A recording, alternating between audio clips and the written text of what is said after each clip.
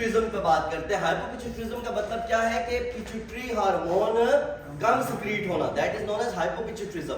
Hypopituitarism किसकी वजह से हो सकते हैं? There could be many causes but two of them are empty sella syndrome. What is empty sella syndrome? Sella turcica के अंदर जब बन रहा होता है पिट्यूटरी ग्लैंड, तो सेला टर्सिका के अंदर जो आपकी मेनिंजेस हैं, ठीक है, वो आके क्या करती है, वो यहाँ पर आकर के एक्युमुलेट होती है और प्रेशर डालना शुरू कर देती है और वो रिग्रेस कर देती है किसको? पिट्यूटरी ग्लैंड को, उसको ग्रो ही नहीं करने देती। जब आपका पिट्यूटरी ग्लैंड ग्रो नहीं करेगा तो क्या मिलेगा आपको? फिर पेन हाइपोपिट्यूटरिज्म। पेन हाइपोपिट्यूटरिज्म का क्या मतलब है? तमाम के तमाम पिट्यूटरी हार्मोन कम होंगे, फिर वो बंदा ड्वार्फ भी होगा, उस बंदे में प्यूबर्टी भी नहीं आ रही होगी, बंदा लेथार्जिक भी होगा, बंदा हाइपोथायराइड भी होगा, उस बंदे का बीपी भी लो होगा, कॉर्टिसोल भी उसका कम होगा, एटसेट्रा एटसेट्रा एटसेट्रा, सारा कुछ उसमें कम ही होगा। ठीक है, सही हो गया। अच्छा, अब एम्प्टी सेलर सिंड्रोम को आप डायग्नोज कैसे करोगे? बंदा आपके पास ये तमाम क्लिनिकल फाइंडिंग्स लेकर के आएगा, आप उसकी एमआरआई करोगे, आपको एम्प्टी मिलेगा सेलर टर्सिका, उसके अंदर कोई भी लोब या कोई भी ग्लैंड नहीं मिलेगी आपको, जो पिट्यूटरी ग्लैंड है वो आपको नहीं मिलेगा। इसकी ट्रीटमेंट क्या होगी? Hormone replacement. क्या होगी ट्रीटमेंट इसकी? हार्मोन। अच्छा, मेडिसिन क्या है? मेडिसिन सिंपली पैथोलॉजी और फार्माकोलॉजी का कॉम्बिनेशन मेडिसिन है। आपने पैथोलॉजी डायग्नोज कर ली, उसकी मैनेजमेंट आपने फार्माकोलॉजिकल मैनेजमेंट कर ली उसकी, दैट्स ये आपकी होगी मेडिसिन। और पैथोलॉजी क्या है? सिंपली आपकी फिजियोलॉजी की डिस्टर्बेंस को पैथोलॉजी कहते हैं। नॉर्मल फिजियोलॉजी नहीं होगी तो इसका मतलब है कि ये पैथोलॉजी है, ठीक है, या फिजियोलॉजी में किसी किस्म की भी डिस्टर्बेंस को हम पैथोलॉजी कहते हैं। एम्प्टी सेलर सिंड्रोम के अलावा एक और चीज है, that is known as Sheehan syndrome. That is known as Sheehan syndrome. देखो, जब आप जिम करते हो, तो जिम में क्या होता है? आप वेट उठाना शुरू करते हो डेली, तो आपके मसल्स बनना शुरू हो जाते हैं, ऐसा ही है ना? क्यों ऐसा नहीं है? अरे डेली नहीं बनते, 2-3 महीनों बाद बनना शुरू हो जाए, ऐसा ही है? ठीक, तो 2-3 महीने की मेहनत के बाद क्या होता है कि आपके मसल्स बनना शुरू हो जाते हैं। क्यों बनते हैं आपके मसल्स? क्योंकि आपके मसल्स को ये लगता है कि अब इसका काम जो है, शायद ये कहीं मजदूर भर्ती हो गया या वट एवर इट इज, लेकिन इसने रोजाना वेट बेयर करना है इतना सारा, तो मसल अपने आप को स्ट्रेंथन करना शुरू कर देते हैं। सर्वाइवल ऑफ द फिटेस्ट की गेम है ना सारी, तो मसल क्या करते हैं? अपने आप को स्ट्रेंथन करते हैं, जिसकी वजह से ये बढ़ जाते हैं।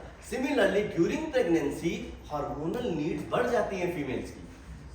क्यों? एक तो फीमेल की अपनी बॉडी के लिए, दूसरा फीटस भी तो साथ साथ ग्रो कर रहा होता है। तो बहुत से ऐसे हार्मोन्स होते हैं जो फीमेल की बॉडी से एक्सट्रैक्ट किए जाते हैं for the normal development of fetus, क्योंकि उसके तो सारे ग्लैंड्स और लोब्स नहीं ना अभी तक डेवलप हुए होते बेबी के। बेबी तो उसको क्या भी नहीं सकते, that is fetus till it's born. तो जैसा कि थायराइड की मिसाल ले लो, तो बेबी थायराइड हार्मोन किससे लेते हैं? मदर से लेते हैं। फीटस अपने थायराइड हार्मोन किससे लेता है? मदर से लेते हैं। तो मदर की हार्मोनल नीड जो है ड्यूरिंग प्रेगनेंसी बढ़ जाती है, जिसकी वजह से आपका पिट्यूटरी ग्लैंड जो होता है ये साइज में बढ़ जाता है, दैट इंक्रीजेस इन साइज। और जब ये साइज में बढ़ता है तो इसकी ब्लड नीड, जिसकी जो वेस्कुलर नीड होती है वो बढ़ जाती है, इसको ज्यादा ब्लड सप्लाई की जरूरत चाहिए होती है। ठीक है, वो क्या कहते हैं, साइज छोटा होता है तो थोड़ा खाना चाहिए होता है, साइज बड़ा होता है तो ज्यादा खाना चाहिए होता है। ठीक है, तो जब इसका साइज छोटा होता है तो इसको कम ब्लड सप्लाई की जरूरत होती है, ज्यादा साइज बढ़ता है तो इसको ज्यादा ब्लड सप्लाई की जरूरत होती है। फिर क्या होता है कि ड्यूरिंग चाइल्ड बर्थ क्या होता है? हेमरेज होती है, पोस्टपार्टम हेमरेज होती है। What is postpartum haemorrhage? ठीक है, तो हाँ, तो पार्टम के बाद जब पूरा प्लेसेंटा भी डिलीवर हो गया, सारा कुछ हो गया, उसके बाद जो है 6 डेज तक अगर वो ब्लीडिंग हो रही है, ठीक है, दैट इज 6 डेज है, 6 वीक्स है। नहीं सर, प्राइमरी और सेकेंडरी होते हैं। तो प्राइमरी कब तक होती है? Within 24 hours. Secondary 8 weeks और 6 वीक्स 6 वीक्स। तो प्राइमरी पोस्टपार्टम हेमरेजेस 24 घंटे तक जो हेमरेज हो रही होती है, that is known as primary postpartum haemorrhage, और सेकेंडरी इज जो अप टू 6 वीक्स होती है। शियान सिंड्रोम में क्या होता है, जब इतनी ज्यादा हेमरेज हो जाती है तो इस्कीमिक नेक्रोसिस होने लग जाता है आपका पिट्यूटरी ग्लैंड में। ठीक है, आ जाओ बच्चे, पिट्यूटरी ग्लैंड का क्या होता है? इस्कीमिक नेक्रोसिस होने लग जाते हैं। अब मदर किस चीज से प्रेजेंट करेगी आपके पास? अगर आपको याद हो तो प्रोलैक्टिन भी सिक्रीट होता था पिट्यूटरी ग्लैंड से। जब पेन हाइपोपिट्यूटरिज्म हो गया, इस्केमिक नेक्रोसिस हो गई ना, तो मदर कहेगी कि I am unable to lactate और फीड माय बेबी। ये मदर के लिए बहुत अलार्मिंग होता है। इसके अलावा भी और मसाइल होते हैं, जैसा कि फटीग फील करती है, वो टायर्ड रहती है, और इसके साथ साथ वो है लैक ऑफ एनर्जी होती है, और चौथा लॉस ऑफ प्यूबिक हेयर होता है, ठीक है। लेकिन ये चीजें इतनी अलार्मिंग नहीं होती है एक मदर के लिए जिसका अभी भी बेबी बॉर्न हो, बट अनएबल टू लैक्टेट जो है ये एक अलार्मिंग फीचर होता है, ठीक है। फिर जब वो आपके पास आती है और आप बाकी साइन एंड सिम्टम्स देखते हो पेशेंट के अंदर, तो फिर आप ऑर्डर कर लेते हो, उसकी हार्मोनल प्रोफाइल ऑर्डर कर लेते हो, जैसे कि प्रोलैक्टिन लेवल हो गए, बाकी सब। अगर आप शियान सिंड्रोम एक्सपेक्ट कर रहे हो, कैसे एक्सपेक्ट करोगे आप? हिस्ट्री से।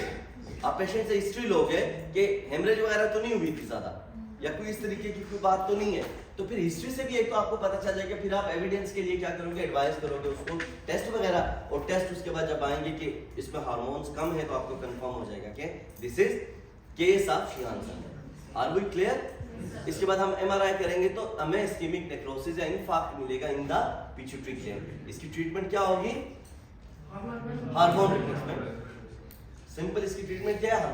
अच्छा, एक और मजे की बात, तमाम के तमाम जो ग्लैंड्स हैं ना, एंडोक्राइनोलॉजी में मैक्सिमम हार्मोनल रिप्लेसमेंट ही ट्रीटमेंट है, एक्सेप्ट फॉर द फैक्ट अगर कहीं पर इन्फ्लामेशन होगी। अगर इन्फ्लामेशन होगी तो फिर उसमें क्या होता है, उसमें फिर जो है हम स्टीरॉइड्स और बाकी ऑटो इम्यून डिजीजेस के लिए जो है इम्यूनोसप्रेसेंट ड्रग्स वगैरह ये भी दे सकते हैं। क्लियर? हाइपरपिट्यूटरिज्म